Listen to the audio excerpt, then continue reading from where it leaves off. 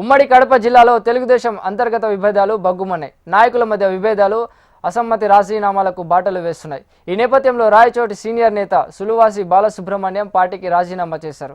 గత 40 ఏళ్లుగా తెలుగుదేశం పార్టీలోనే ఉంటూ ఒకసారి ఎంపీగా 4 సార్లు ఎమ్మెల్యేగా గెలుపొందిన సులువాసి పాలకొండ్రయుడు ఇటీవల అనారోగ్యంతో మృత్యువాత పడ్డారు. ఆయన కుమారులైన బాలసుబ్రహ్మణ్యం, ప్రసాద్ బాబులు టీడీపీలో కొనసాగుతూ వచ్చారు. ఈ నేపథ్యంలో పార్టీలో తమకు అవమానాలు జరుగుతున్నాయని అధిష్టానం దృష్టికి తీసుకెళ్లారు. పార్టీలో తమకు ప్రాధాన్యత లేకపోవడం, కొందరు నేతలు తమను అవమానాలకు గురి చేయడం పట్ల బాలసుబ్రహ్మణ్యం ఆగ్రహంతో ఉన్నారు. కడప జిల్లాలో రాజకీయ పరిణామాలపై మా ప్రతినిధి చంద్రమోహన్ రాజు పూర్తి వివరాలు అందిస్తారు. ఉమ్మడి కడప జిల్లాలో తెలుగుదేశం పార్టీలో సంచలనాలు రేకెత్తుతున్నాయి. ప్రధానంగా రాయచోటికి సంబంధించిన సుగవాసి పాలకొండాయుడు కుటుంబానికి సంబంధించి సుగవాసి బాలసుబ్రహ్మణ్యం ఈయన తన పదవికి రాజీనామా చేయడంతో పాటు తెలుగుదేశం పార్టీ ప్రాథమిక సభ్యత్వానికి కూడా రాజీనామా చేయడంతో ఇది ఒక సంచలనంగా మారింది. ఇటీవలే ఆయన 2024 ఎన్నికల్లో రాజంపేట అసెంబ్లీ నుంచి పోటీ చేయడం జరిగింది. అక్కడ ఓడిపోవడం జరిగింది. ఈ నేపథ్యంలో అప్పటి నుంచి తనకు తన కుటుంబానికి నిరాదరణకు గురి చేస్తున్నారు, అలాగే తమను అవమాన పాలు చేస్తున్నారు అని కూడా ఆయన పలు సందర్భాల్లో చెప్పడం జరిగింది. ఈ నేపథ్యంలోనే కొద్ది రోజుల క్రితం పాలకొండాయుడు మృతి చెందడం జరిగింది. పాలకొండాయుడు మొదటి నుంచి కూడా 40 సంవత్సరాలుగా తెలుగుదేశం పార్టీలోనే కొనసాగుతున్నారు. ఆయన 4 సార్లు ఎమ్మెల్యేగా, ఒకసారి ఎంపీగా పోటీ చేసి గెలుపొందారు.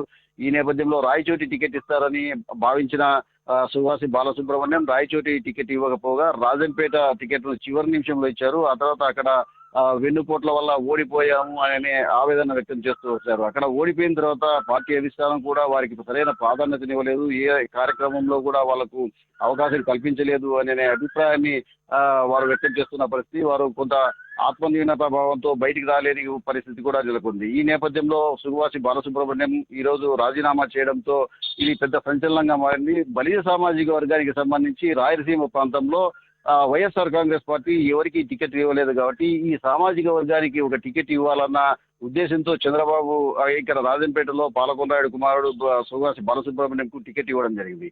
ఇక్కడ జరుగుతున్న పరిణామాలన్నీ కూడా ఎప్పటికప్పుడు అధిష్టానానికి బాలసుబ్రహ్మణ్యం తీసుకువెళ్తున్నా కూడా అధిష్టానం ఇక్కడ సమస్యను పరిష్కరించకపోగా వారిని నిర్లక్ష్యం చేస్తున్నట్లు అనిపించడంతో వారు రాజీనామా చేశామని చెప్పేసి చాలా వరకు తమ సన్నిహితుల వద్ద చెప్తున్న పరిస్థితి.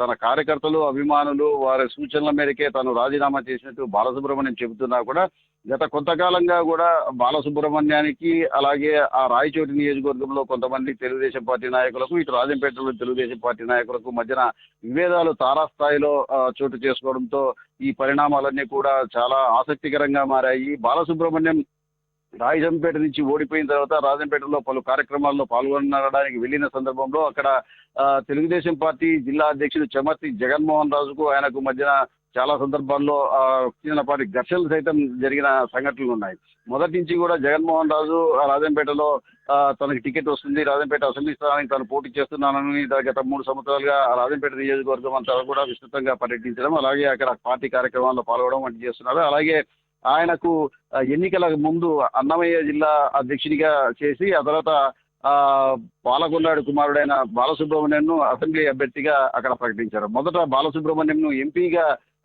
చేస్తారు, ఎంపీగా మొదటే ప్రకటించారు. ఆయన రాజంపేట పార్లమెంటు అభ్యర్థిగా మొదట ప్రకటించారు. ఆ తర్వాత జరిగిన పరిణామాల్లో అక్కడి నుంచి బీజేపీతో కుదిరిన ఒప్పందంలో భాగంగా అక్కడి నుంచి మాజీ ముఖ్యమంత్రి కిరణ్ కుమార్ రెడ్డి రాజంపేట పార్లమెంటు స్థానం నుంచి పోటీ చేయడం జరిగింది. దీంతో సుగవాసి బాలసుబ్రహ్మణ్యంకు రాజంపేట స్థానం కేటాయించడం జరిగింది. అప్పటి వరకు ఇన్ఛార్జిగా ఉన్న చెంగల్ రాయలు, అలాగే అక్కడ పార్టీ వ్యవహారాలు చూసుకుంటున్న జగన్మోహన్ రాజుకు ఈ పరిస్థితి మింగుడు పడని విధంగా మారింది. ఈ నేపథ్యంలోనే అక్కడ సొంత పార్టీ వారే వెన్నుపోటు పొడిచారని చెప్పేసి బాలసుబ్రహ్మణ్యం పలు సందర్భాల్లో చెప్పడం జరిగింది. ఈ నేపథ్యంలో పాలకొండాయుడు మృతి చెందిన తర్వాత ఆయన అంత్యక్రియలు కూడా తెలుగుదేశం పార్టీ ప్రభుత్వము అక్కడ అధికారిక లాంఛనాలతో ఆయనకు అంత్యక్రియలు నిర్వహించడం జరిగింది. అయితే ఇటీవల జరిగిన మహానాడులో పాలకొండాయుడు మృతి చెందిన విషయాన్ని కానీ, ఆయన చేసిన సేవలను కానీ ఏమాత్రం మహానాడు వేదిక మీద నుంచి పార్టీ అధ్యక్షుడు కానీ, ప్రధాన కార్యదర్శి కానీ, ఇతర నాయకులు కానీ ప్రస్తుతించకపోవడం, అలాగే రాయచోటి నుంచి లోకేష్ కడపకు మహానాడుకు వస్తున్న సందర్భంగా రాయచోటిలో పాలకొండాయుడి కుటుంబాన్ని పరామర్శించకపోవడం వంటి పరిణామాలు కూడా వారికి తీవ్ర ఆవేదనను మిగిల్చాయని చెప్పవచ్చు. దీంతో పాటు తెలుగుదేశం పార్టీకి సంబంధించిన రాష్ట్ర నాయకులు ఎవరు కూడా పాలకొండాయుడు కుటుంబాన్ని పరామర్శించలేదు. అలాగే పార్టీలో మొదటి నుంచి కూడా తమకు అన్యాయం జరుగుతుంది అనే అభిప్రాయాన్ని పాలకొండాయుడు కుమారులైన ప్రసాద్ బాబు అలాగే సువాసి బాలసుబ్రహ్మణ్యం ఇద్దరు చెబుతూ వచ్చారు. ఈ క్రమంలోనే సువాసి బాలసుబ్రహ్మణ్యం ఒక నిర్ణయం తీసుకున్నారు. తాను పార్టీకి రాజీనామా చేస్తున్నట్టు గత కొద్ది రోజులుగా ప్రచారం జరుగుతున్న నేపథ్యంలో ఈ రోజు ఆయన తన పార్టీకి పూర్తి స్థాయిలో రాజీనామా చేసి ఆ రాజీనామా పత్రాన్ని చంద్రబాబు పంపించడం జరిగింది. ఈ పంపించిన రాజీనామా పత్రానికి సంబంధించి ఏదైనా అధిష్టానం నుంచి సంప్రదింపులు ఏమైనా జరుగుతాయి అనుకుంటే అది కూడా చాలా వరకు జరగలేదని తెలుస్తుంది. ఒక్క సందర్భంలో మాత్రము రాష్ట్ర పార్టీ అధ్యక్షుడు పల్లా శ్రీనివాసరావు బాలసుబ్రహ్మణ్యం ఫోన్ చేసి పార్టీలో కొనసాగాలని చెప్పినట్టు తెలుస్తుంది. ఆ సందర్భంగా బాలసుబ్రహ్మణ్యం పలు అంశాలను పల్లా శ్రీనివాసరావు దృష్టికి తీసుకొచ్చినట్టు తెలుస్తుంది. తమకు ముఖ్యమంత్రి దగ్గర అపాయింట్మెంట్ కూడా ఇవ్వలేని పరిస్థితి. అందరు ఎమ్మెల్యేలు ఓడిపోయిన అభ్యర్థులందరూ కూడా ముఖ్యమంత్రిని కలుస్తున్నారు, లోకేష్ను కలుస్తున్నారు. తమకు మాత్రం ఏమాత్రం అవకాశం కల్పించడం లేదని ఆయన తన ఆవేదన వ్యక్తం చేసినట్టు తెలిసింది.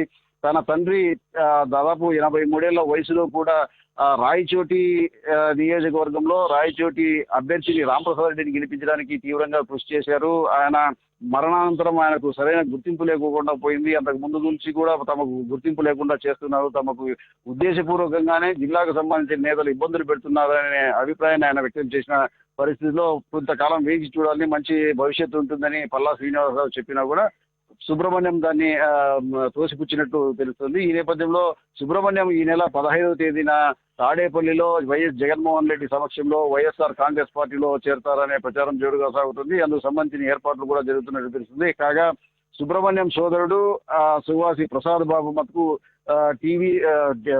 టీడీపీలోనే కొనసాగుతారని తెలుస్తోంది. టీడీపీలో కొనసాగుతూ భవిష్యత్తులో 2029 ఎన్నికల్లో తనకు టికెట్ ఇచ్చినట్టు, లేకపోతే ఇంకా ఇండిపెండెంట్ అభ్యర్థిగా అయినా సరే రాయచోటి నియోజకవర్గం నుంచి పోటీ చేస్తానని చెప్పేసి ప్రసాద్ బాబు ప్రకటించిన నేపథ్యంలో మొత్తానికి రాజకీయం ఒకసారిగా వేడెక్కింది.